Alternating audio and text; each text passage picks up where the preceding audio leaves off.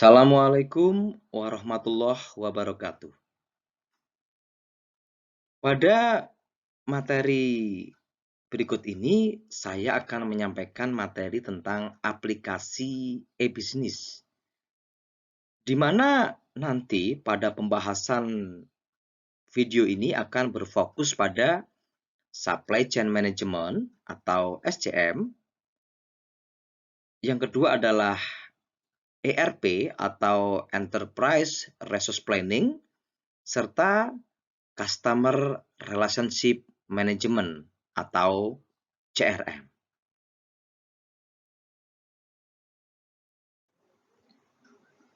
Proteksi bisnis tidak akan diperoleh secara langsung dari pemerintah.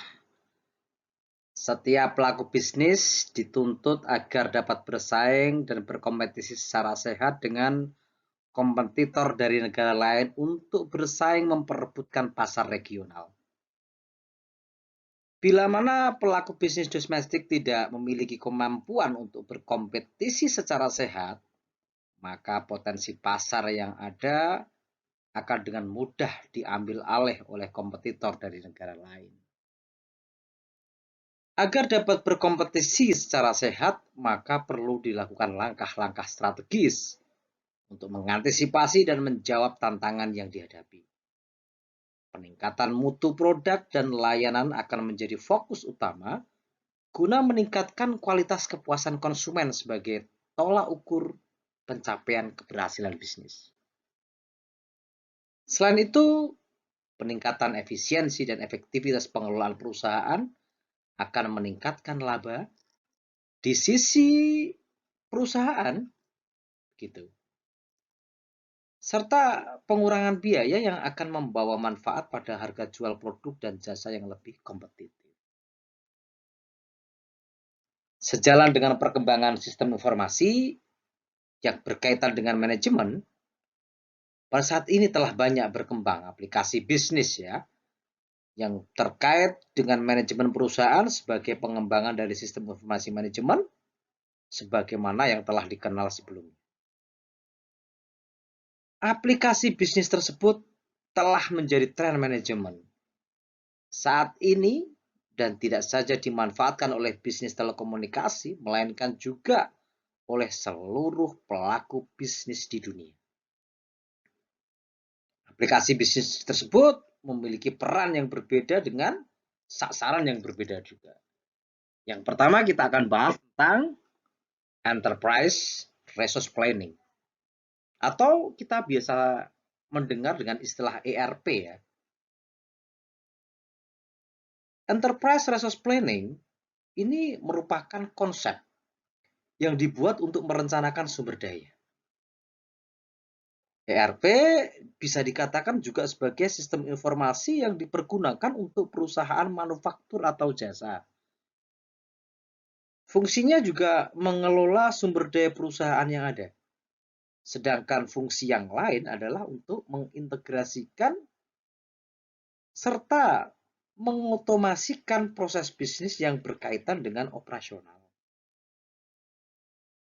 Baik yang berkaitan dengan operasi, ya, berkaitan dengan distribusi dan juga produksi di tempat perusahaan yang berkaitan. Sehingga untuk tahu apakah ERP ini berhasil atau tidak, maka perlu kombinasi dan ketersediaan software dan hardware. Sehingga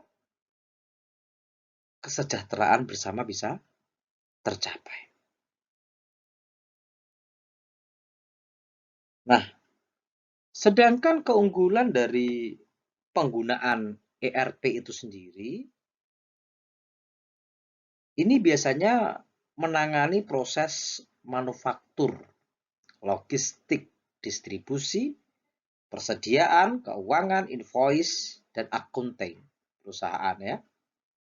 Nah, ERP ini dipergunakan untuk mengelola proses bisnis yang telah dibuat standarisasinya agar berjalan sesuai dengan yang telah ditargetkan. Dengan cara mengelola data secara sentral, sehingga hanya perlu sekali saja memasukkan data untuk selanjutnya dimanfaatkan oleh berbagai proses bisnis di dalam perusahaan.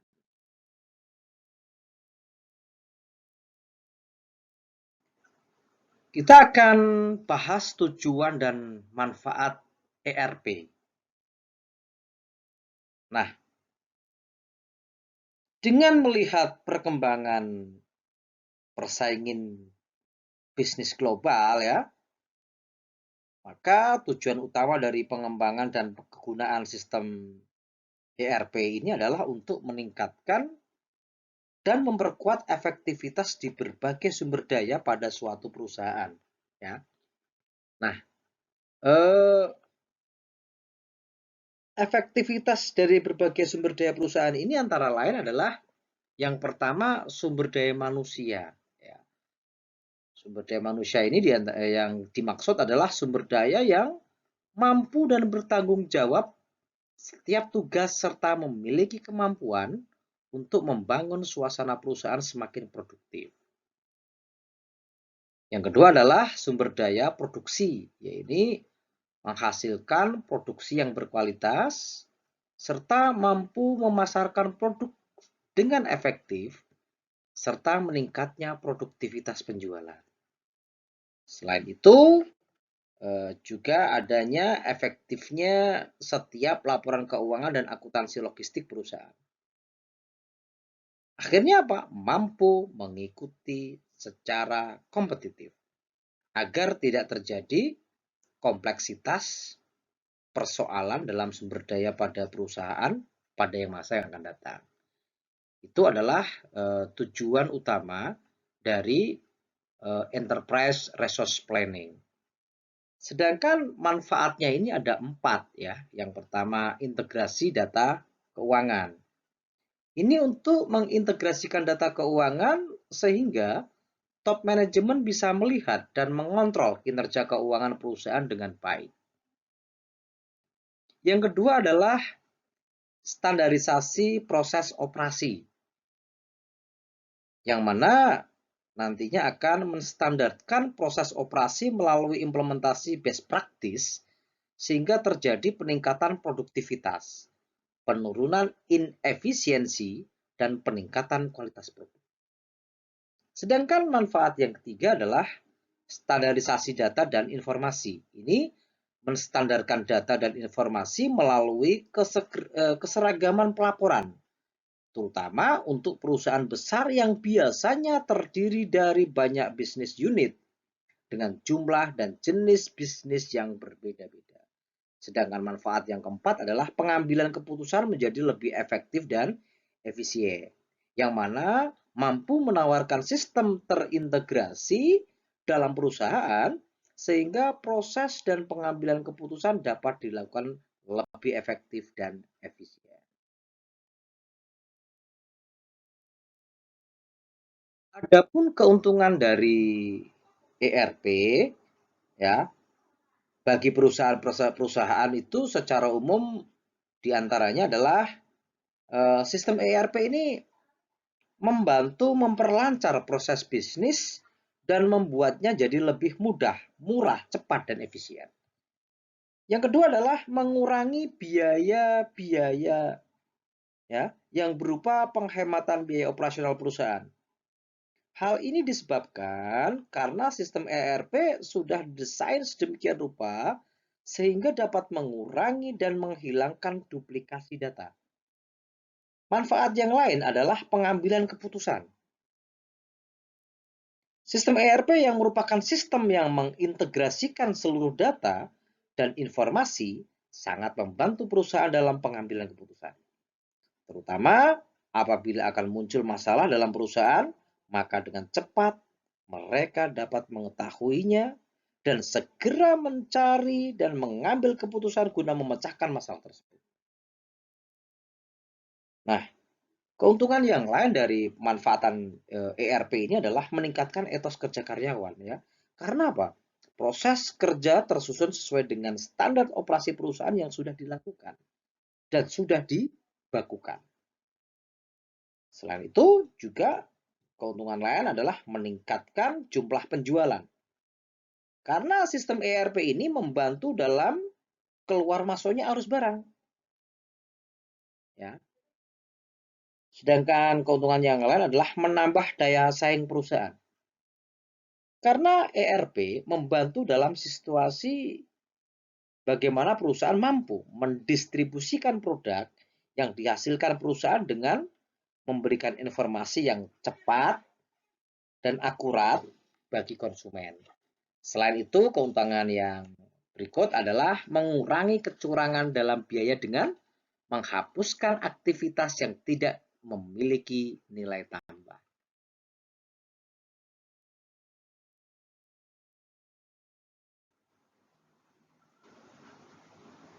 Pada perusahaan yang tidak menerapkan sistem ERP, pada umumnya menggunakan sistem yang berbeda di setiap departemen. Sistem ERP dikembangkan untuk menggantikan sistem-sistem yang terpisah menjadi satu kesatuan sehingga pengelolaannya lebih mudah dan efisien. Ada baiknya kita melihat beberapa hal ya sebelum kita memutuskan untuk mengaplikasikan ERP ke dalam bisnis yang akan kita lakukan. Yang pertama adalah perencanaan dan manajemen yang terkontrol gitu. Sistem ERP akan menyajikan beragam data dari unit bisnis yang berbeda-beda secara sistematis, komprehensif, real time, dan mudah dalam aksesnya. Hal ini akan memudahkan perusahaan dalam melakukan pemantauan pengendalian ya atas proses bisnis kita. Selain menyediakan perencanaan yang lebih baik, sistem ERP juga dapat meningkatkan efisiensi dan aktivitas rutin harian seperti pemesanan, pengiriman, kinerja pemasok, manajemen kualitas, manajemen kas, dan realisasi penjualan. Dengan adanya sistem ERP ini, siklus waktu penjualan ke kas dan pembayaran ke pemasok pun dapat dipersingkat. Yang kedua adalah pertimbangannya, yang kedua adalah akurasi data yang lebih baik. Ya, atau costing. Nah, menentukan akurasi nilai-nilai default dari skema dasar yang digunakan dalam hampir keseluruhan proses transaksi, khususnya transaksi keuangan dan material. Dengan sistem ERP ini, kita dapat menentukan lebih dari satu penggunaan metode dan level penilaian material sesuai dengan tipe atau jenis kategori material dan kebijaksanaan perusahaan. Dengan auto costing ini, setiap transaksi material dan aspek yang terkait dengan bisnis kita dapat secara real time mempengaruhi pergerakan dan perubahan kondisi keuangan perusahaan. Yang pada akhirnya akan dapat menyajikan laporan keuangan dengan cepat bahkan real time. Yang ketiga adalah peningkatan efisiensi dan produktivitas ya atau forecasting. Keuntungan yang dapat dirasakan secara langsung adalah pengurangan cost yang dibutuhkan dalam manajemen bisnis. Sistem ERP dapat memperkirakan aspek yang tidak menguntungkan. Dalam hal ini, sistem ERP memiliki alat-alat pendukung pengambilan keputusan yang baik, seperti alat perencanaan dan alat simulasi yang dapat membantu manajemen untuk lebih tepat memanfaatkan sumber dayanya seperti material, sumber daya manusia, dan mesin atau peralatan kerja. Nah, sistem ERP ini memiliki fleksibilitas untuk beradaptasi dengan kebutuhan-kebutuhan di masa depan.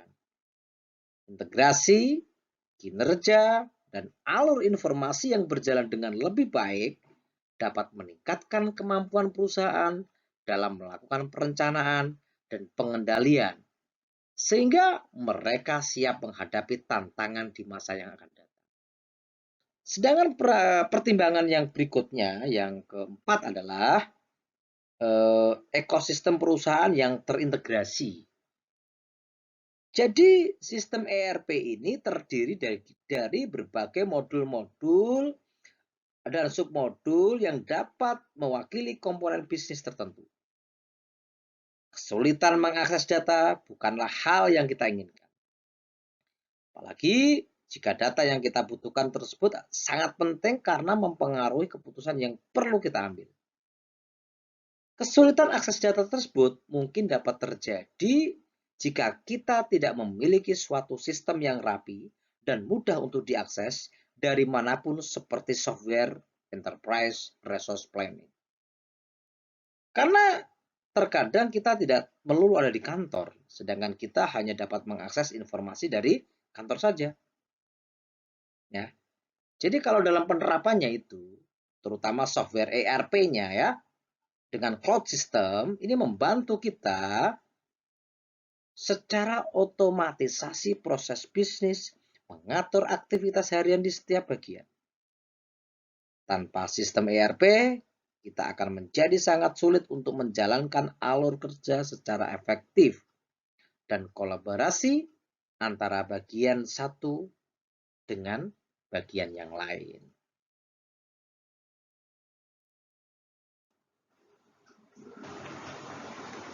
Nah, tidak mungkin setiap sistem ya tidak memiliki kelemahan atau minusnya begitu.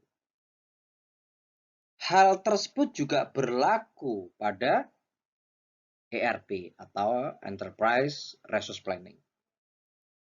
Sistem ini juga memiliki kelemahan yang harus diantisipasi terutama ketika perusahaan kita juga menggunakan Enterprise Resource Planning. Jadi saya sebelum membahas yang lain itu, saya akan coba bahas dulu tentang kelemahan ERP. Jadi bisa kita antisipasi di awal. Ya. Untuk banyak situasi, penyesuaian ini masih belum bisa maksimal. Ya, jadi ERP itu dalam banyak situasi belum bisa maksimal. Dan juga diperlukan mendesain ulang jika ada perubahan kebutuhan, terutama untuk kebutuhan dasar, dan dalam jangka waktu yang panjang. Nah, berikutnya, bisa menjadi halangan untuk proses instalasi secara running enterprise resource planning. Kelemahan yang lain adalah perlu orang yang kompeten untuk melakukan perawatan dan perbaikan terutama jika ada kerusakan yang besar. Bagi perusahaan yang baru dan kemudian ingin berpindah ke usaha yang lain di masa yang akan datang, sistem ini bisa menjadi kaku atau tidak efisien sebelumnya. Serta harganya sangat mahal. Nah, dari kelemahan-kelemahan ini nantinya akan kita coba antisipasi bagaimana untuk mengatasi kelemahan dari ERP ini.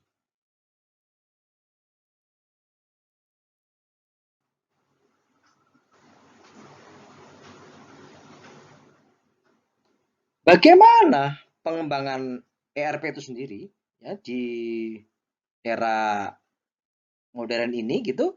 Semakin banyak ya perusahaan yang menggunakan ERP. Nah, setelah tahu kelebihan dan kekurangannya. Nah, kita juga harus tahu implementasi Enterprise Resource Planning gitu seperti apa dan bagaimana. Pada dasarnya, untuk pengembangan Enterprise Resource Planning itu terdapat 3 jenis. Yang pertama adalah on-premise Enterprise Resource Planning. Ya, jadi on-premise Enterprise Resource Planning ini mengharuskan perusahaan yang menggunakan Enterprise Resource Planning terlebih dahulu harus memiliki hardware atau perangkat keras, misalnya server. Tujuannya adalah untuk mempermudah pemeliharaan dan biaya yang dikeluarkan juga tidak terlalu besar. Karena hal tersebut jenis implementasi ERP ini sudah banyak dipergunakan oleh perusahaan besar ya. Jadi tadi yang pertama harus kita punyai server. Yang kedua, Cloud Enterprise Resource Planning. Berbeda dengan on-premise ya. Implementasi ERP ini tidak mengharuskan Anda atau kita untuk memiliki server atau infrastruktur yang berfungsi menyimpan data. Ini disebabkan data perusahaan akan disimpan dalam cloud, di awan, gitu ya. Jika dibandingkan dengan implementasi konvensional sebelumnya, Dengan cloud akan membuat perusahaan lebih butuh sedikit waktu, biaya, dan tenaga. Dengan biaya yang sedikit, kita juga tidak perlu banyak tempat untuk menyimpan server. Implementasi ini cocok untuk perusahaan kecil dan menengah. Sedangkan yang ketiga adalah hybrid enterprise resource planning ya. Ini memungkinkan perusahaan kita untuk bisa menjalankan perangkat lunak enterprise resource planning lewat server. Kemudian data yang sudah diolah ataupun yang masih mentah, sebagian disimpan di cloud. Dengan begitu, ketika secara tidak sengaja server rusak, kita tidak perlu takut data kita akan hilang. Nah, sekarang kita coba lihat modul-modul standar yang terdapat dalam ERP. Di dalam ERP ini terdapat juga beberapa modul standar ya yang digunakan untuk mengintegrasikan antara satu data dengan data yang lain. Kita coba bahas satu-satu data-data yang ada ya. Yang pertama adalah modul finansial ya, modul finansial dan accounting. Sistem ERP ini membantu proses pengelolaan dan pemantauan keuangan suatu perusahaan.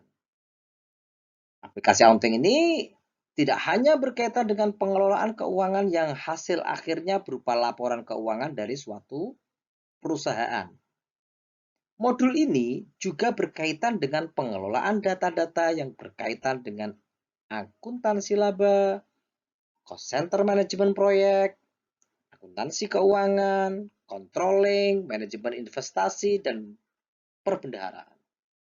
Selain itu, modul ini berisi tentang hal-hal yang berkaitan dengan pekerjaan, pengadaan, pemeliharaan, penjualan, atau penghapusan serta penarikan hingga depresiasi nilai aktiva di suatu perusahaan. Modul yang kedua adalah modul logistik dan persediaan. Salah satu modul standar yang terdapat pada ERP ini adalah modul logistik ya. Secara fungsional, modul ini digunakan untuk memproses pengadaan barang, penyimpanan persediaan, penjualan, serta distribusi logistik yang digunakan oleh perusahaan tersebut. Dengan kata lain, modul ini merupakan aplikasi gudang yang digunakan oleh suatu perusahaan untuk mengelola pencatatan dan pelaporan persediaan barang. Sedangkan yang ketiga adalah sumber daya manusia. Salah satu aset terbesar yang dimiliki perusahaan adalah sumber dayanya.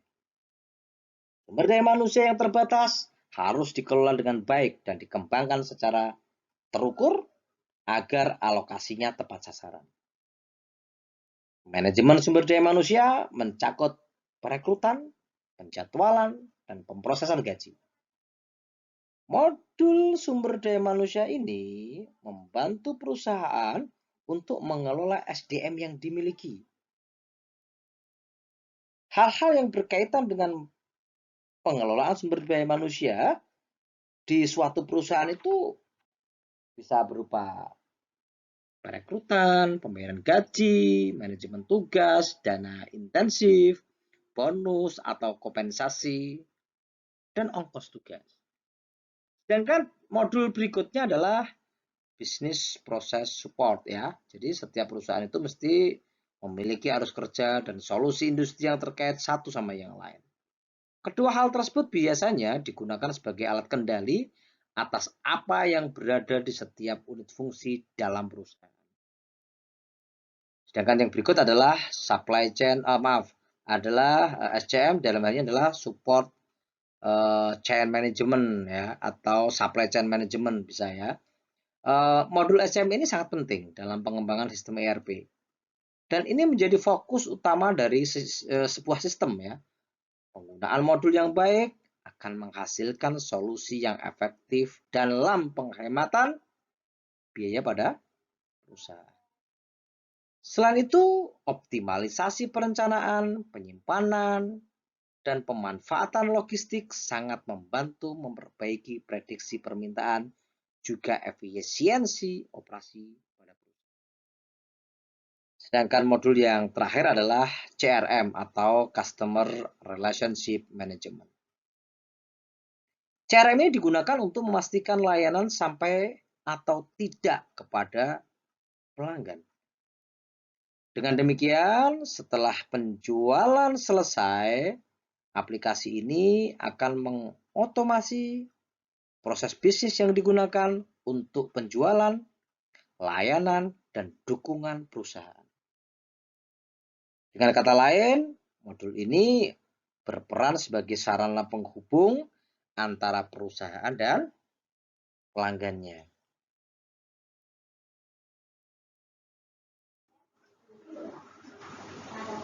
Pengambilan keputusan dalam menggunakan ERP sebagai solusi teknologi informasi dan internet working ini memiliki beberapa alasan ya. Setelah kita memang mantap menggunakan ERP gitu. Yang diantaranya adalah ERP ini dapat meningkatkan kualitas dan efisiensi perusahaan karena dapat mengintegrasikan seluruh kegiatan bisnis. Sedangkan yang kedua adalah dengan ERP ini menurunkan biaya pemrosesan transaksi dan hardware, software, serta karyawan pendukung IT. Yang ketiga, ERP ini menyediakan informasi kinerja bisnis lintas fungsi yang sangat cepat sehingga mempermudah dalam pengambilan sebuah keputusan. Nah, dengan mengimplementasikan ERP ini memberikan manfaat untuk lebih mudah dalam memanfaatkan berbagai peluang-peluang baru.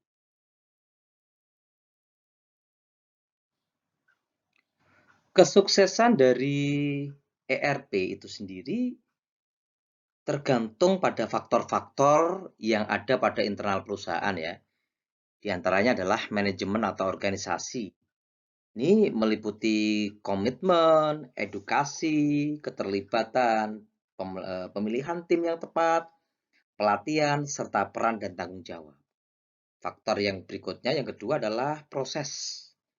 Ini meliputi alignment, dokumentasi, integrasi, dan redesign proses.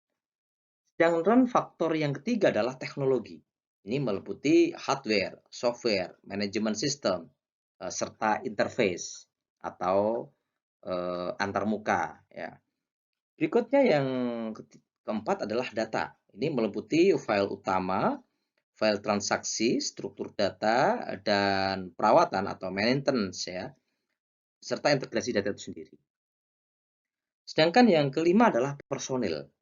Ini meliputi edukasi, pelatihan, pengembangan skill, dan pengembangan dari pengetahuan.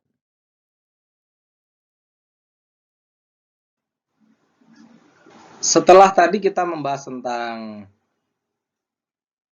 enterprise resource planning pada aplikasi e-business, ini yang kedua akan kita bahas tentang supply chain management. Ya.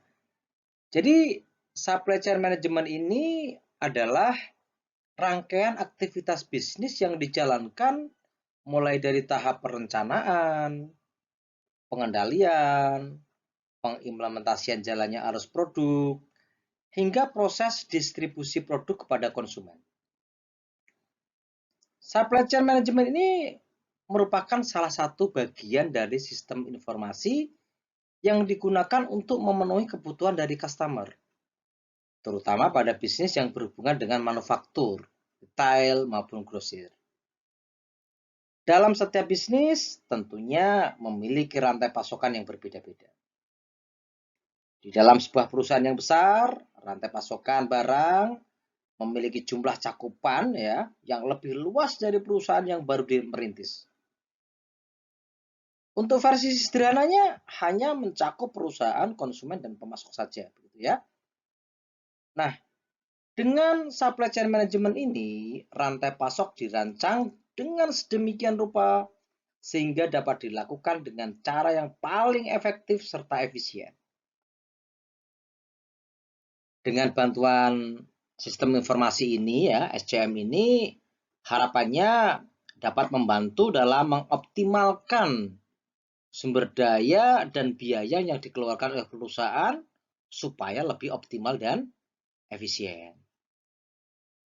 SCM sendiri ini termasuk ke dalam usaha yang luas dan kompleks yang bergantung kepada produsen, mitra, dan pemasok.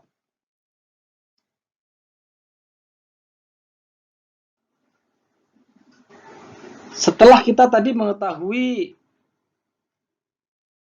definisi sebenarnya dari supply chain, berikutnya masuk pada pembahasan tentang tujuan ya, penggunaan dari SCM serta manfaat nanti.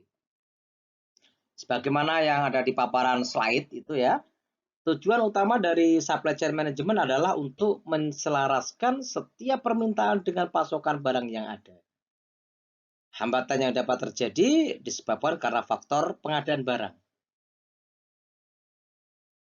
Manajemen pasok, pengelolaan hubungan dengan pelanggan, hingga risiko yang kurang baik.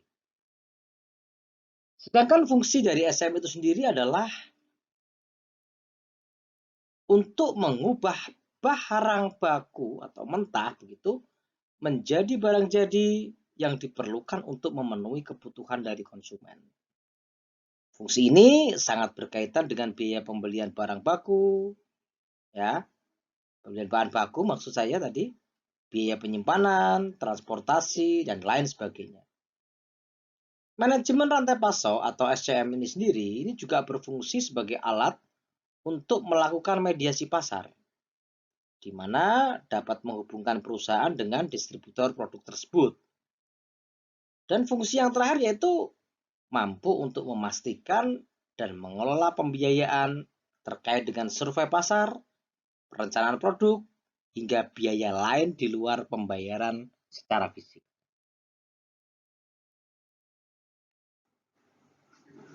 Terdapat setidaknya 6 proses untuk menerapkan supply chain management dengan baik ya. Berikut ini akan saya sampaikan, saya paparkan beberapa penjelasan berkaitan dengan alur SCM pada bisnis. Yang pertama adalah customer atau pelanggan. Pada tahap pertama ini dimulai dengan konsumen ya atau customer yang memesan barang pada produsen. Di saat melakukan pemesanan, customer juga memberikan informasi yang berhubungan dengan produk yang dipesan tersebut.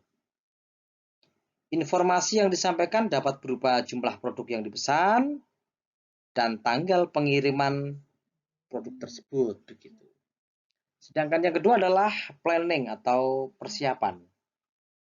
Setelah pesanan diterima oleh pihak produsen, selanjutnya akan masuk pada tahap perencanaan, di mana setiap tim atau departemen yang terlibat dapat membuat strategi atau rencana produksi produk yang diminta klien. Selain itu, tim produksi juga bertanggung jawab dalam menyediakan bahan baku sesuai dengan kebutuhan yang diperlukan. Sedangkan tahapan yang ketiga adalah transaksi atau purchasing ya.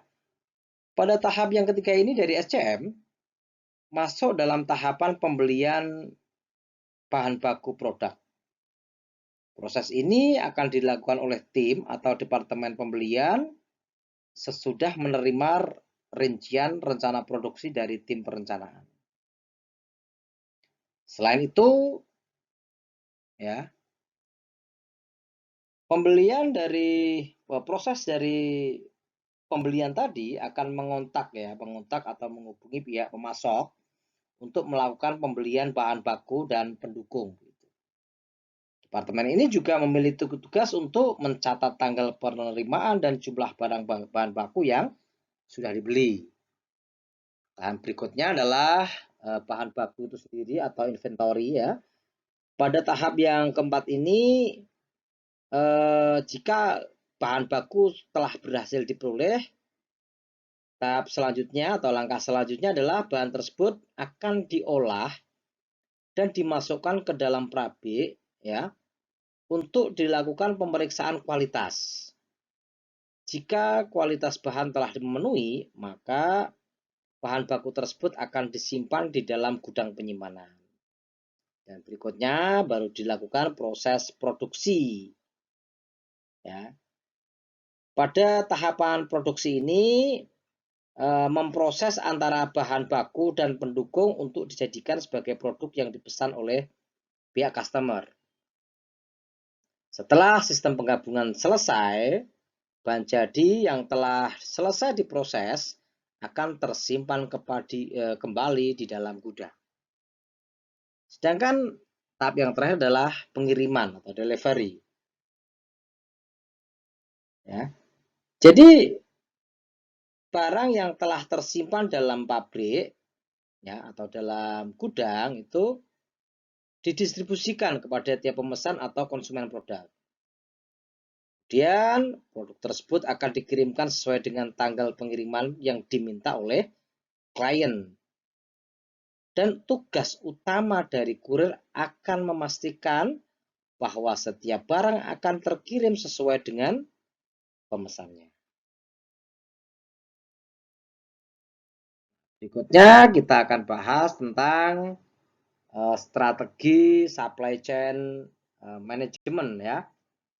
Jadi strategi yang tepat untuk menjalankan sebuah supply chain management ini atau untuk membangun rantai pasok yang baik, maka harus menerapkan dua strategi bisnis. Yang pertama, kita harus membangun hubungan baik dengan pemasok bahan baku. Ya, tidak hanya pelanggan saja. Pemasok juga termasuk ke dalam mata rantai yang dalam pengelolaan manajemen supply chain. Dengan adanya hubungan yang baik dengan mitra, maka dapat memperbesar peluang untuk mendapatkan keuntungan dengan mitra bisnis yang lain. Dan strategi bisnis yang kedua adalah dengan meningkatkan pelayanan terhadap kepuasan pelanggan atau customer. Apabila customer merasa puas dengan pelayanan yang kita tawarkan, maka pelanggan tersebut dapat melakukan pemesanan ulang kepada perusahaan kita. Contoh,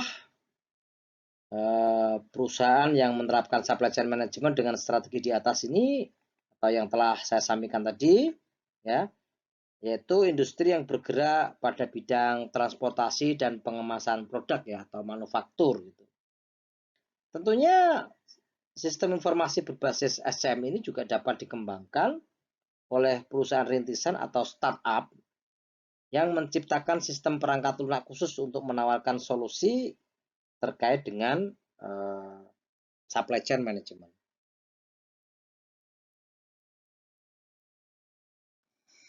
Banyak sekali manfaat yang diperoleh dari adanya sistem informasi berbasis supply chain management. Di antaranya adalah yang pertama menjaga hubungan bisnis antar perusahaan yang terkait. Kerjasama merupakan kunci keberhasilan untuk meningkatkan omset penjualan suatu produk, di mana relasi yang didapatkan akan semakin meningkat dengan perusahaan rekanan. Oleh karena itu, kita perlu memastikan hubungan dengan mitra maupun perusahaan rekanan tetap berjalan dengan baik dan harmonis. Yang kedua adalah menjaga hubungan dengan pelanggan atau menjaga kepuasan pelanggan. Menjaga dan meningkatkan kepuasan dari pelanggan ini merupakan kunci dalam meningkatkan supply chain itu sendiri. Dengan adanya manajemen yang baik, maka dapat meningkatkan kemungkinan untuk pelanggan dapat kembali memesan produk yang kita tawarkan. Yang ketiga adalah mencapai efisiensi biaya pada keseluruhan tahapan. Dengan menggunakan supply chain management, perusahaan kita dapat menghemat biaya pengeluaran seminimal mungkin. Sehingga untuk keperluan pengeluaran dapat dialokasikan untuk kebutuhan yang dianggap penting. Sedangkan manfaat yang keempat adalah memenangkan persaingan pasar. Dengan penerapan sistem informasi yang tepat, ya, maka dapat mendukung kualitas dan produksi perusahaan menjadi lebih baik lagi. Hal tersebut dapat dikerjakan jika supply chain atau rantai pasok menyediakan kebutuhan produk yang murah, bervariasi, dan berkualitas.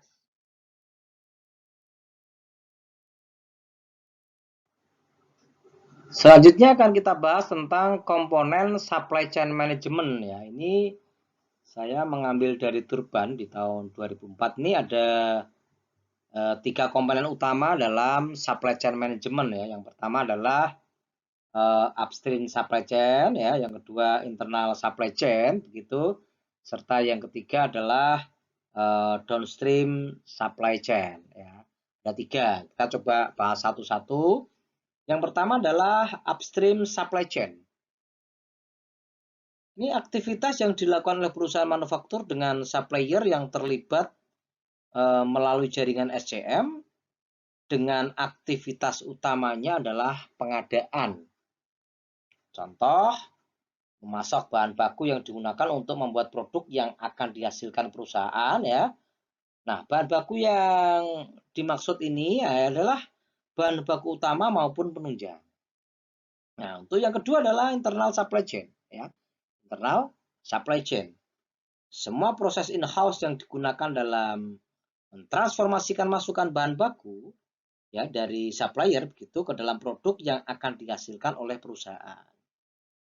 Ya, aktivitas yang terkait nih meliputi manajemen produksi, fabrikasi, dan pengendalian persediaan. Sedangkan komponen yang ketiga adalah downstream supply chain. Ya. Semua aktivitas yang dilakukan oleh perusahaan yang melibatkan pengiriman kepada customer, aktivitas yang terkait meliputi distribusi, transportasi pergudangan, ya, serta after sales service ya. Nah, berikutnya optimasi pada tahapan proses supply chain management.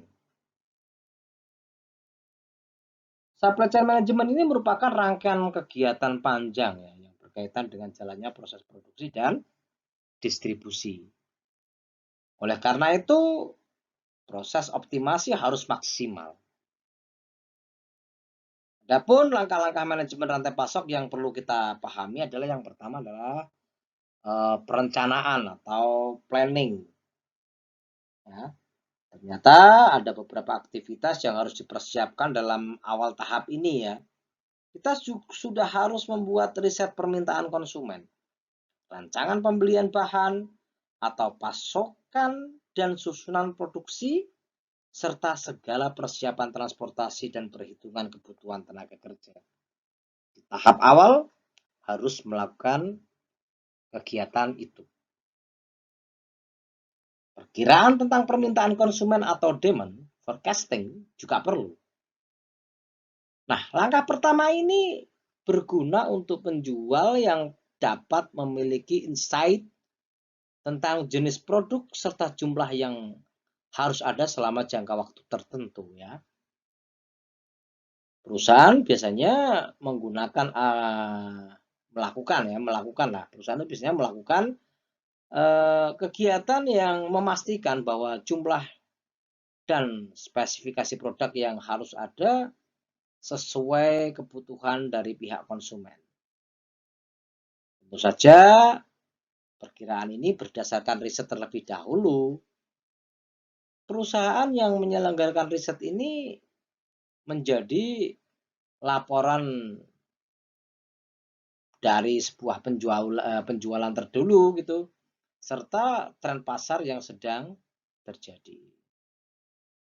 Nah, usaha optimalisasi dalam langkah paling pertama dalam supply chain management ini dengan cara memasukkan data inventaris ke dalam riset demand forecasting. Sehingga sistem tersebut akan mampu menyediakan perkiraan data yang lebih akurat ketika penggunaan data real alat forecasting. Tak hanya itu, keuntungan menggunakan data ini juga ada pada kecepatannya. Ya, sehingga melalui riset internal atau penelitian internal, perusahaan akan mendapat perkiraan tepat hanya dalam waktu yang sangat singkat. Itu aktivitas yang pertama. Sedangkan yang kedua adalah pengadaan dan pembelian. Setelah mendapatkan hasil dari forecasting, ya, kemudian adalah mengetahui jenis dan jumlah produk yang harus disiapkan. Pada tahap berikutnya adalah pembelian bahan, serta mengadakan kegiatan produksi. Pengadaan merupakan aktivitas memperoleh barang yang memiliki kesesuaian, jumlah hingga waktu pengantaran yang tepat. Nah, proses pengadaan barang ini memiliki beberapa langkah, yaitu pengajuan pembelian, penilaian pengajuan, persetujuan pembelian, serta pemesanan pada pemasok. Admin atau supervisor yang memegang tanggung jawab dalam memeriksa sekaligus mencatat daftar pembelian, ini langsung melakukan pengajuan kepada manajer ya, ini dalam teknisnya seperti itu. Ya. Langsung melakukan pengajuan kepada manajer berkaitan dengan kebutuhan yang perlu. Ya, sehingga melalui pengembangan perangkat lunak sebuah perusahaan dapat mencapai efektivitas yang maksimal. Ya, dengan purchasing gitu dapat membuat penawaran lebih mudah, lebih cepat daripada ketika menggunakan penawaran yang serba manual. Nah, pengadaan barang ini itu termasuk dalam perangkat lunak. Ya, termasuk dalam perangkat lunak. Yang berupa format khusus yang perlu untuk order, persetujuan, pembelian, dan penawaran kontrak payung begitu, yang dapat dibuat dengan mudah. Pengadaan software juga kadang-kala akan menyediakan supplier portal supaya terjadi percepatan proses memesan barang kepada pemasok. Estimasi yang ketiga adalah proses produksi. Proses produksi ini adalah proses di mana semua bahan baku yang telah terbeli sebelumnya kemudian diolah menjadi sebuah produk jadi. Tenaga manusia dan mesin adalah dua hal yang sangat krusial ketika kita membahas proses produksi. Hambatan dalam sebuah proses produksi akan berakibat fatal bagi keseluruhan proses supply chain management. Itulah perhatian khusus harus disampaikan dalam rangka melancarkan kinerja. Pengaturan yang baik terhadap tenaga kerja dan waktu pengerjaan menjadi kunci kesuksesan tersendiri. Kegiatan ini harus terlaksana dengan ketat dan tepat sasaran untuk menghindari adanya penundaan dalam mengirimkan pesanan dan menyampaikan produk sehingga ke tangan pembeli.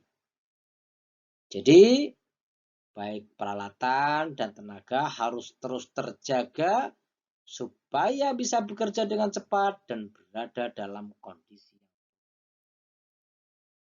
Estimasi yang berikutnya adalah pengelolaan inventory ya. Setelah produk tadi terbuat, maka produk tersebut harus masuk ke dalam sebuah gudang atau inventory perusahaan.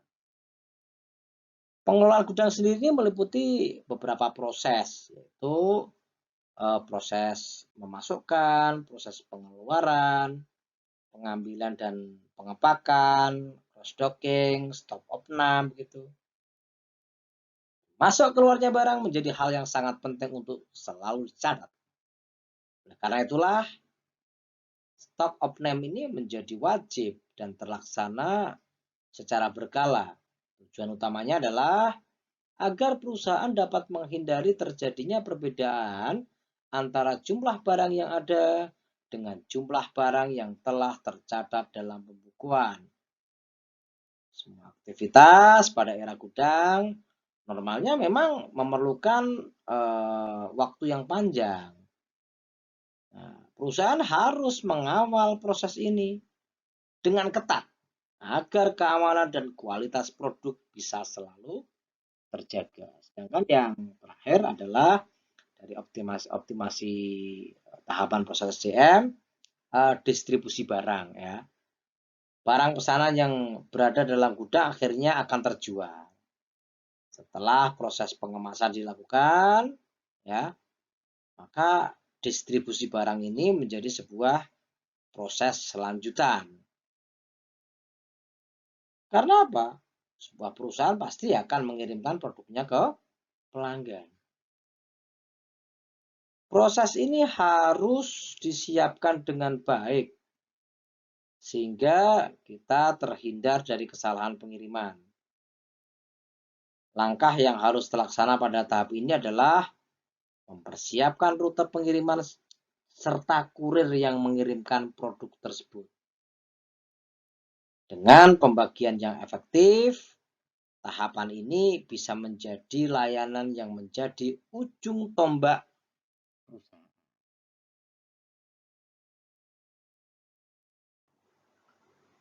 Berikut yang ketiga dari aplikasi e-bisnis adalah CRM. Ya. Pernahkah kita mendengar istilah CRM gitu? Sebagai pelaku bisnis, kita mungkin sering mendengar istilah CRM atau Customer Relationship Management. Jadi, CRM ini adalah sebuah pendekatan baru dalam mengelola hubungan korporasi dengan pelanggan pada level bisnis sehingga dapat memaksimalkan komunikasi dan pemasaran melalui pengelolaan berbagai kontak yang berbeda. Pendekatan ini memungkinkan untuk mempertahankan pelanggan dan memberikan nilai tambah secara terus-menerus kepada pelanggan. CRM ini sendiri mengkombinasikan kebijakan, proses, dan strategi yang diterapkan perusahaan menjadi satu kesatuan. Penggunaan CRM itu ya diantaranya adalah untuk melakukan interaksi dengan pelanggan dan juga untuk menelusuri informasi tentang pelanggan. Saat ini implementasi CRM hampir selalu menggunakan teknologi informasi untuk menarik pelanggan baru yang menguntungkan hingga mereka memiliki keterikatan pada perusahaan.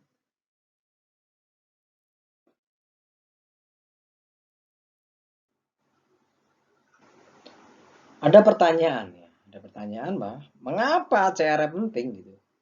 Atau bahkan pertanyaannya mengapa Customer Relationship Management atau CRM sangat penting? Jadi begini, mengumpulkan data pelanggan melalui CRM itu dan menggunakannya secara efektif dapat membantu menciptakan hubungan yang lebih kuat dengan pelanggan.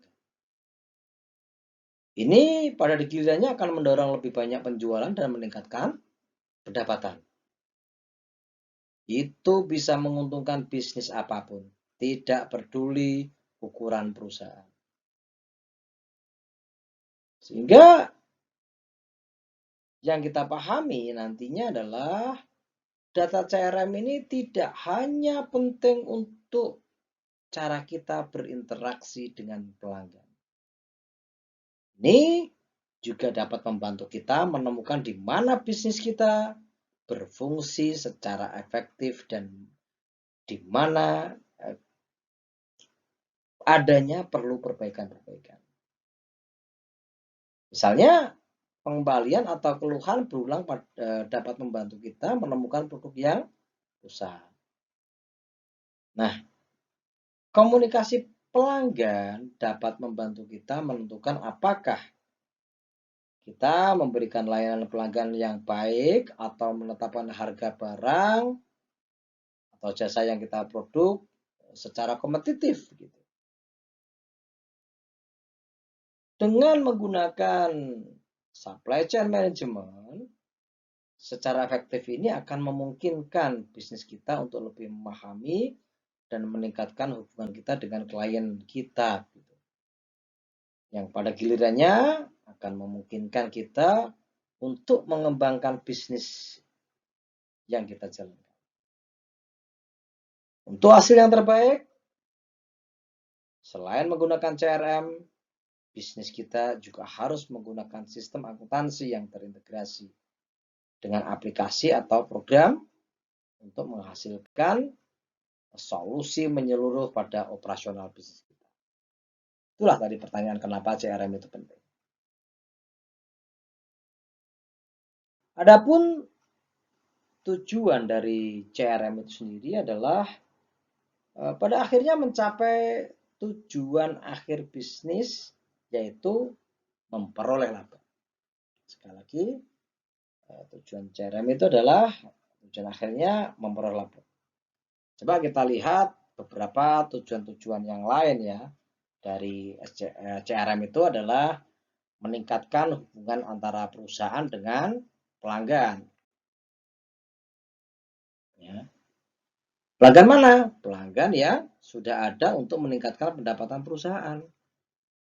Sedangkan yang kedua adalah menyediakan informasi yang lengkap mengenai pelanggan untuk memaksimalkan jaringan hubungan pelanggan dengan perusahaan melalui penjualan secara upselling dan cross-selling.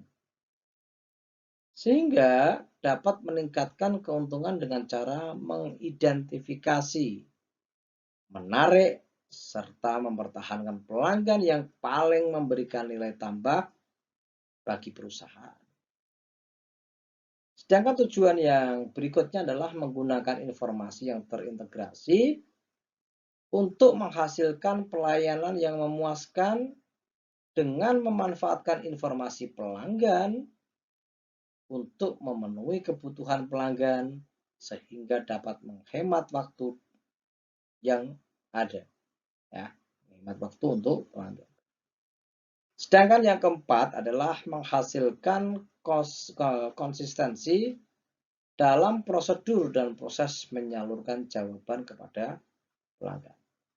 Itulah tadi ada 4 tujuan dengan kita memanfaatkan customer relationship management.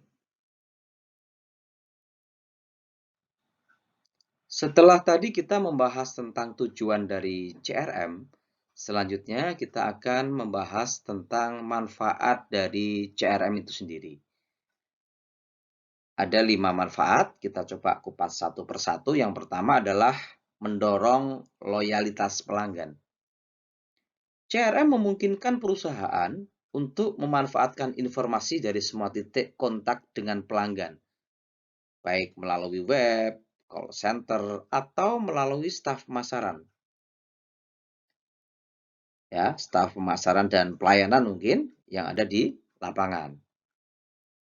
Dengan adanya konsistensi dan kemudahan dalam mengakses dan menerima informasi, maka bagian pelayanan dapat memberikan layanan yang jauh lebih baik lagi kepada pelanggan dengan memanfaatkan berbagai informasi penting mengenai pelanggan tersebut. Yang kedua adalah mengurangi biaya. Dengan penerapan CRM, penjualan dan pelayanan terhadap pelanggan dapat memiliki skema yang spesifik dan fokus, serta dapat menargetkan pelayanan pada pelanggan yang tepat di saat yang tepat. Dengan demikian, biaya yang dikeluarkan akan terperinci dengan baik dan tidak terbuang percuma yang berujung pada pengurangan biaya. Yang ketiga adalah meningkatkan efisiensi operasional. Kemudahan proses penjualan dan layanan akan dapat mengurangi risiko turunnya kualitas pelayanan dan mengurangi beban cash flow. Manfaat yang keempat adalah peningkatan time to market. Penerapan CRM akan memungkinkan perusahaan mendapatkan informasi mengenai pelanggan seperti data tren pembelian oleh pelanggan yang dapat dimanfaatkan perusahaan dalam menentukan waktu yang tepat dalam memasarkan suatu produk. Sedangkan yang terakhir dari manfaat CRM ini adalah peningkatan pendapatan tentunya. Seperti yang telah tadi saya sampaikan, penerapan CRM yang tepat akan meningkatkan loyalitas pelanggan, mengurangi biaya, meningkatkan efisiensi operasional, dan meningkatkan time to market. Pada akhirnya akan berujung pada peningkatan pendapatan perusahaan.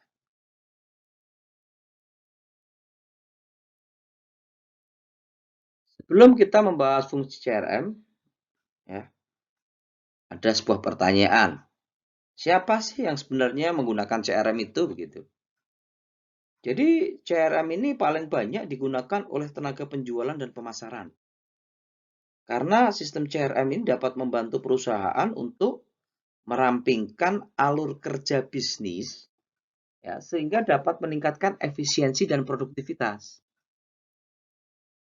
Saat ini pengguna terbanyak software CRM adalah tim layanan pelanggan serta tim pendukung dan operasional untuk mengelola layanan pasca penjualan mereka.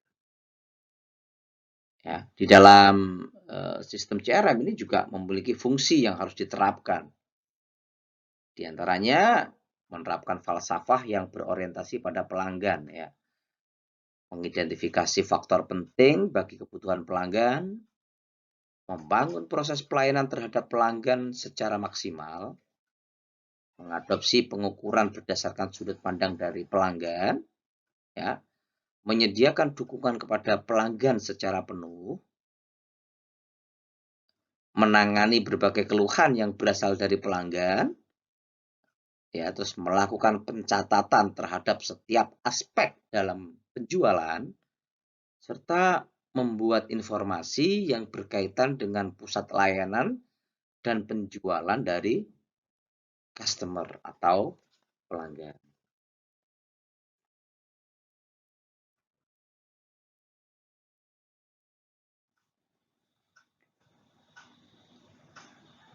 Selanjutnya, komponen dari CRM atau Customer Relationship Management. Nah, CRM ini kan kalau dalam bahasa Indonesia itu kita artikan sebagai manajemen hubungan pelanggan, ya. Jadi ya, CRM ini memiliki 3 komponen pokok yang sangat penting di dalamnya. Yang pertama adalah manajemen itu sendiri. Manajemen hubungan pelanggan pada dasarnya berfokus pada pengelolaan dan peningkatan hubungan yang terjadi antara perusahaan dengan pelanggan. Hubungan yang solid yang dapat terjalin di antara perusahaan dan pelanggan dapat membantu perusahaan untuk lebih memiliki pengembangan keunggulan daripada kompetitornya. Yang kedua dari komponen CRM ini adalah hubungan atau relationship. Membangun hubungan dengan pelanggan membutuhkan adanya komunikasi dua arah yang berlangsung antara pelanggan dan perusahaan. Artinya, dibutuhkan hubungan yang baik dan saling menguntungkan. Tujuan hubungan tersebut adalah demi memberi kepuasan jangka pandang kepada kedua belah pihak, yakni pelanggan dan perusahaan. Sedangkan yang ketiga adalah pelanggan itu sendiri atau customer, ya. Pelanggan adalah komponen yang mencakup semua pihak yang akan, pernah, dan sedang menggunakan jasa atau layanan dari perusahaan. Pelanggan ini termasuk mereka yang masih dalam proses melihat, melakukan pembelian, dan juga telah melakukan maintenance. Dari seluruh pelanggan, hanya sebagian kecil yang dapat disebut sebagai pelanggan potensial. Secara umum, hingga 80% keuntungan perusahaan diperoleh dari 20% pelanggan potensial.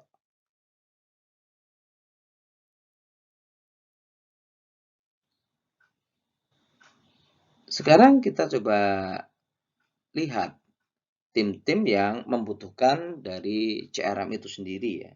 Yang pertama adalah tim penjualan. Tenaga penjualan ini dapat menggunakan CRM untuk memantau calon pelanggan baru, mencatat panggilan, dan membuat catatan rapat, menetapkan tugas untuk ditindaklanjuti terhadap pelanggan, membuat dan mengirim kutipan serta faktur.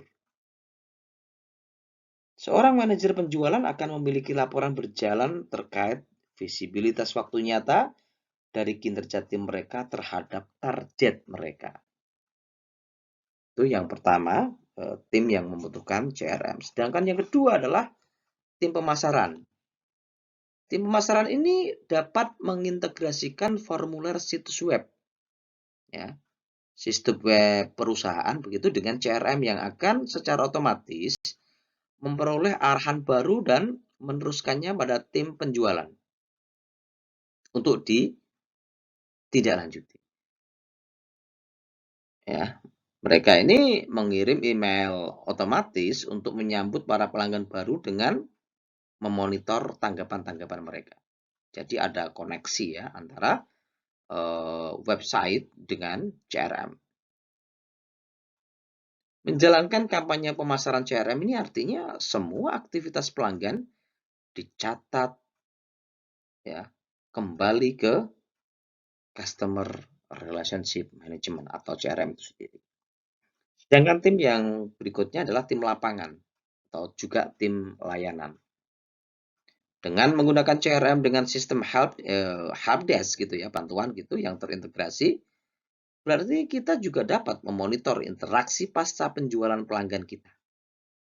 Setiap opsi bantuan yang dipakai oleh akun pelanggan kita akan direkam, sehingga tim penjualan dapat waspada tentang masalah potensial yang mungkin muncul. Perusahaan yang menjalankan bisnis ke bisnis atau B2B umumnya adalah target audience untuk vendor CRM ini ya, biasanya. Nah, tapi perangkat lunak juga dapat memuat perbedaan bagi pasar lainnya juga. Jadi, perangkat lunak CRM ini akan membuat sesuatu yang berbeda dari perusahaan yang menggunakan dan perusahaan yang tidak menggunakan.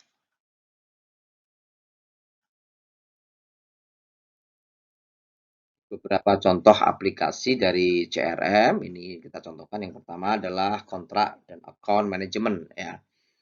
Ini membantu secara profesional dalam bidang penjualan biasanya. Pemasaran dan pelayanan melacak data tentang masa lalu dan merencanakan kontak dengan pelanggan serta menangkap prospeknya. Ini contoh aplikasi yang pertama dari CRM. Yang kedua adalah sales ya.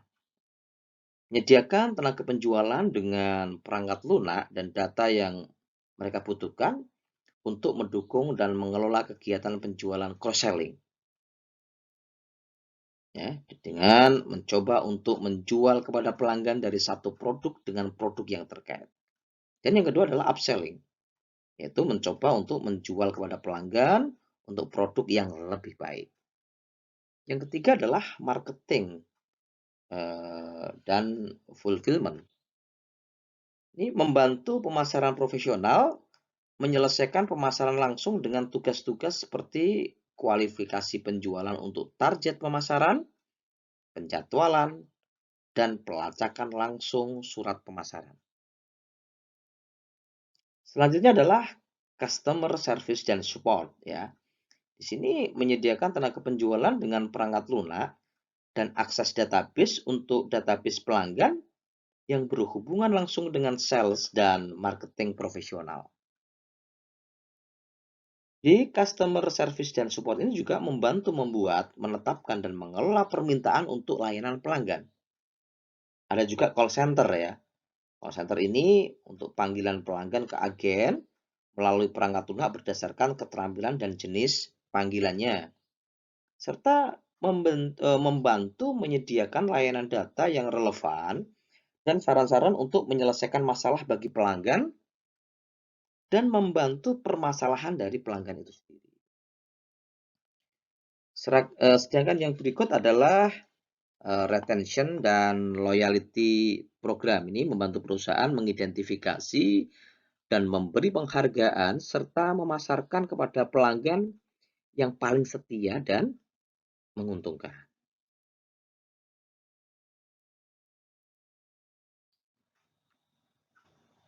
Nah, berikut kita akan bahas tentang fase-fase CRM ya, fase-fase CRM. Kita coba lihat gambar dan berfokus pada yang paling atas itu ya, yang customer life cycle itu ada 3 itu. Ya, jadi menurut Kalakota dan Robinson di tahun 2021 itu terdapat 3 fase CRM ya dalam mengelola daur hidup pelanggan. Yang pertama itu adalah acquire tadi yang atas tuh ya. Ini untuk mendapatkan customer baru. Acquire ini adalah sebuah upaya promosi yang dilakukan oleh perusahaan untuk dapat memperoleh pelanggan baru dengan perencanaan yang matang dalam mengenal produk dan jasa. Dengan strategi penjualan dan layanan yang baik, maka perusahaan dapat menjadikan pelanggan yang potensial menjadi pelanggan baru ya, seperti pemberian promo, fasilitas registrasi untuk menjadi member. Ada beberapa cara ya yang diperlukan untuk memperoleh pelanggan baru, diantaranya adalah memberikan kenyamanan untuk pelanggan saat membeli produk tertentu yang dibutuhkan, seperti merespon keinginan pelanggan dengan cepat, maupun memberi ketepatan waktu proses pengiriman terhadap barang pesanan. Cara yang berikutnya adalah melakukan promosi pada produk yang ditawarkan oleh perusahaan dengan memberikan kesan awal yang baik untuk pelanggan. Sebab hal ini sangat mempengaruhi penilaian terhadap perusahaan. Sedangkan tujuan dari tahapan acquire ini yaitu untuk menawarkan produk dengan baik melalui pelayanan yang memuaskan kepada pelanggan. Sedangkan fase yang kedua, coba teman-teman yang paling atas, gambar paling atas itu ya yang customer life cycle, itu adalah enhance ya. Ini meningkatkan profitabilitas dari customer yang telah ada. Enhance sendiri ini adalah tahapan di mana perusahaan tersebut sudah berhasil mendapatkan pelanggan yang baru. Nah, kemudian setelah itu perusahaan akan berupaya dalam meningkatkan hubungannya dengan customer dengan menyediakan berbagai fitur tambahan yang akan menjawab kebutuhan pelanggan seperti layanan call center, cross-sell, upsell, dan request order ya. Nah, perusahaan juga harus dapat menciptakan hubungan erat dengan para pelanggannya melalui cara mendengarkan setiap keluhan pelanggan serta meningkatkan pelayanannya.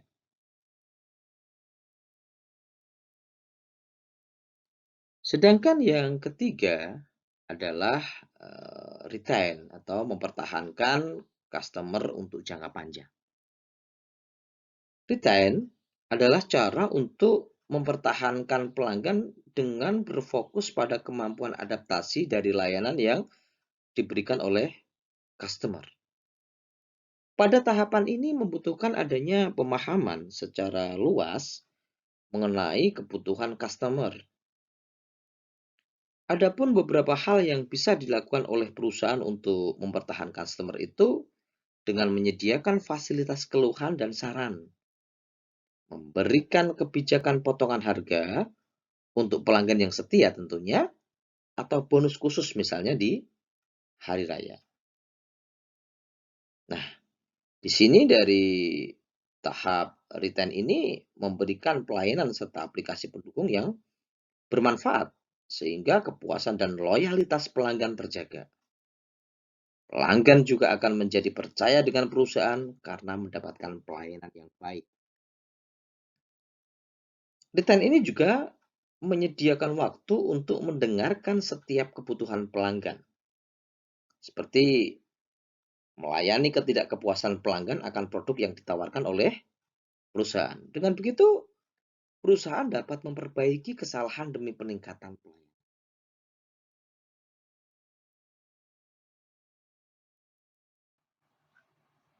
Strategi CRM ini merupakan strategi bisnis inti yang memadukan proses internal, fungsi internal, dan juga jaringan eksternal dalam menciptakan dan menyampaikan nilai kepada customer untuk memaksimalkan keuntungan.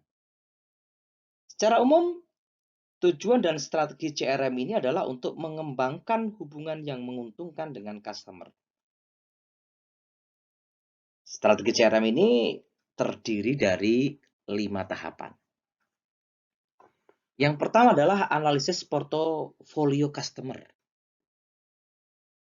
Dalam tahap ini dilakukan analisis terhadap basis pelanggan secara aktual dan juga potensial dalam mengidentifikasikan customer mana yang ingin dilayani di kemudian hari. Secara strategis, daftar teratas akan menjadi customer yang signifikan, termasuk juga customer yang akan menghasilkan keuntungan atau nilai di masa yang datang. Yang kedua adalah keintiman customer. Pada tahap ini dapat dikenali dengan identitas, historis, tuntutan, harapan, dan pilihan pelanggan. Yang ketiga adalah pengembangan jaringan. Dalam mengidentifikasikan, menjelaskan, dan juga mengelola hubungan dengan anggota jaringan perusahaan. Hal ini termasuk pada organisasi-organisasi dan orang-orang yang berkontribusi dalam penciptaan dan penyampaian proposisi nilai untuk customer terpilih. Jaringan ini dapat mencakup anggota dari luar seperti supplier, mitra, serta pemilik atau investor. Dan juga pihak internal yang paling penting, yaitu karyawan dan pegawai. Yang keempat adalah pengembangan proposisi nilai. Tahap ini melibatkan pengidentifikasian sumber-sumber nilai bagi customer dan penciptaan proposisi dan pengalaman yang memenuhi kebutuhan, harapan, dan pilihan. Sedangkan yang kelima adalah mengelola siklus hidup customer. Siklus hidup customer ini merupakan perjalanan customer dari status suspek menjadi pendukung. Pengelolaan siklus hidup customer ini membutuhkan perhatian pada proses dan juga struktur. Proses di sini adalah tentang bagaimana sebuah perusahaan mulai mengerjakan proses-proses penting dari penguasaan, perawatan, dan pengembangan pelanggan, serta bagaimana sebuah perusahaan akan mengukur kinerja dari strategi CRM yang telah ditetapkan sebelumnya. Sedangkan struktur di sini adalah tentang bagaimana perusahaan akan mengorganisasi dirinya dalam mengelola hubungan customer.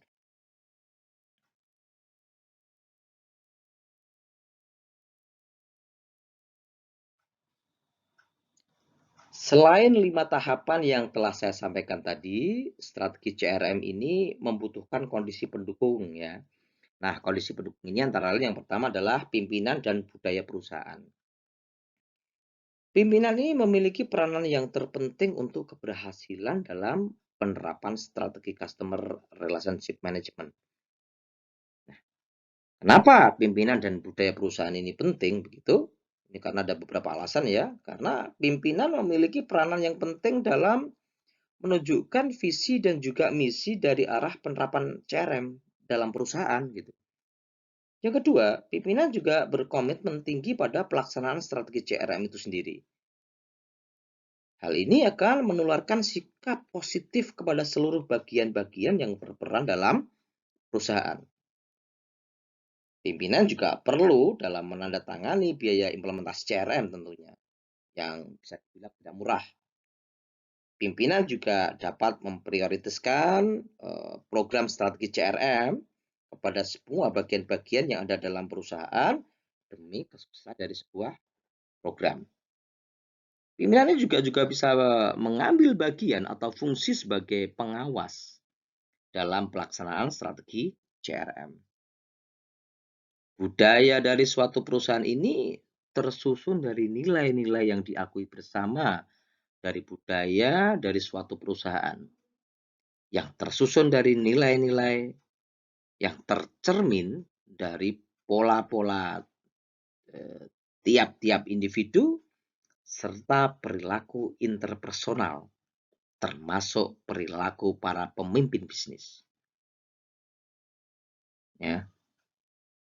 Nah, pola-pola yang tercermin dari perilaku pemimpin bisnis ini yang diungkapkan dalam norma-norma, simbol, ritual, serta juga sistem formal yang terdapat di dalam perusahaan tersebut. Pendukung yang kedua adalah data dan teknologi informasi. Teknologi informasi memiliki peranan yang sangat penting dalam hal penanganan data CRM. Dengan terdapatnya sistem teknologi informasi, maka perusahaan akan dapat mengumpulkan, menyimpan, mendistribusikan, dan juga menggunakan data serta informasi tentang customer. Informasi-informasi inilah yang akan digunakan dalam mengambil keputusan-keputusan penting dalam penerapan strategi CRM. Sedangkan yang ketiga dari pendukung CRM ini adalah sumber daya manusia. Sumber daya manusia merupakan kondisi pendukung berikutnya ya, yang juga sangat dibutuhkan dalam keberhasilan penerapan dari strategi CRM. Hal ini disebabkan karena dukungan untuk mengembangkan strategi penerapan CRM, maaf. Ya. Dan juga ini disebabkan karena memilih solusi teknologi informasi dengan menerapkan dan menggunakan solusi teknologi informasi. SDM ini juga berfungsi untuk dapat saling berkoordinasi antara satu sama lain dalam menjalankan CRM. Akan dapat juga untuk membuat serta menyimpan basis data dan customer. Ya. Berikutnya juga merancang proses pemasaran, penjualan, dan juga pelayanan sumber daya manusia yang memberikan kontribusi yang sangat besar bagi kepuasan serta perawatan.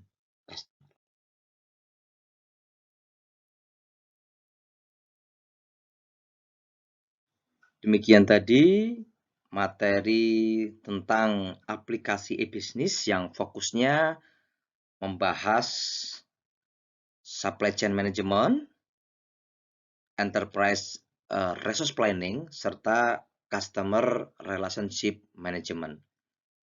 Semoga materi yang saya sampaikan ini bisa membawa manfaat, menambah pemahaman kita semua, dan jika ada yang kurang atau salah, mohon maaf. Saya ucapkan terima kasih atas segala peran dukungannya untuk materi ini. Kita hebat, kita semangat. Wabillahi taufiq wal hidayah. Wassalamualaikum warahmatullahi wabarakatuh.